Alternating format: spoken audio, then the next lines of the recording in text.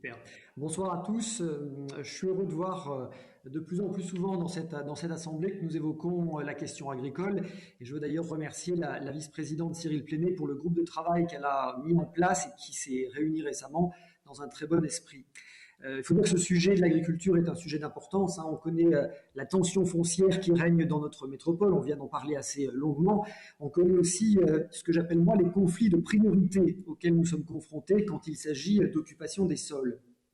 Ça fait longtemps, en effet, qu'on a compris la nécessité d'attribuer du foncier aux infrastructures et aux équipements publics, au logement, là encore on vient d'en parler, aux zones d'activité, les zones artisanales, les zones industrielles, les zones de services.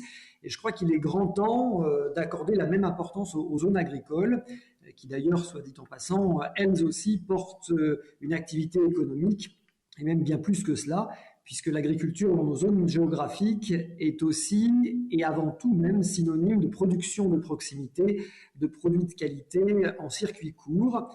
Et en matière d'aménagement du territoire, l'agriculture est d'ailleurs aussi synonyme de zone de respiration sur des secteurs parfois très denses.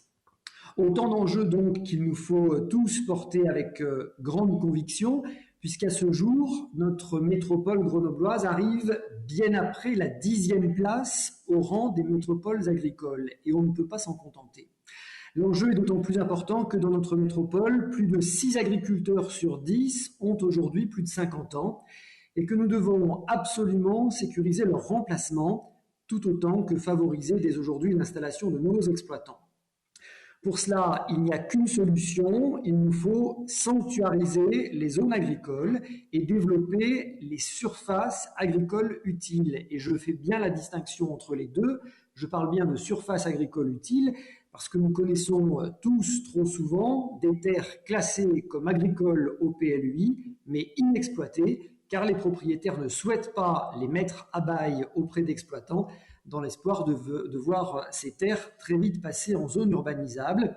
C'est aussi contre cette pression foncière, ce chantage foncier, que nous devons envoyer un message très clair. L'outil PAEN dont il est question dans cette délibération peut être un très très bon outil. Ces périmètres de protection et de mise en valeur des espaces agricoles et naturels périurbains peuvent apporter un cadre très concret à l'action publique pour venir compléter le SCOT et notre PLUI. Après le PAEN déjà porté par Sassenage avec succès, la vice-présidente Pléné en a parlé, on a ici l'opportunité d'étudier un périmètre très intercommunal sur 8 communes pour une véritable ambition et cohérence de territoire, fruit d'une élaboration partagée avec le concours de la métropole et le portage du département.